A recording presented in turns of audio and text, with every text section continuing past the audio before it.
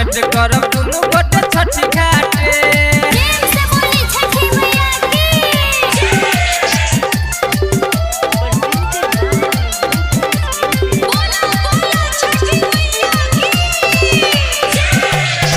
नया जमाना के फैशन वाला पेनिया कपड़ा पियारी, राइटर संतोष सिराली के देख के बड़ी है तू दियारी, बड़ी है तू दियारी। हाँ नया जमाना के फैशन वाला पेनिया कपड़ा पियारी, राइटर संतोष सिराली के देखी बड़ी है तू दियारी। अनु यादव के साथ में तू करिया विश्वास और बदनीली है अपन माथे।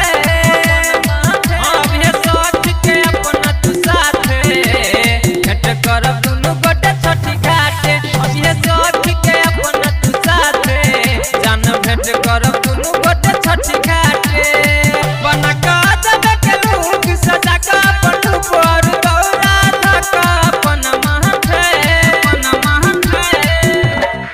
बना का जब के लूक सजा का पटू पर गौरा धका अपन माथे। अब ये सोच के अपना तू साथे भेंट करब दुनू गोटे छठी घाटे। अब ये सोच के अपना तू साथे भेंट करब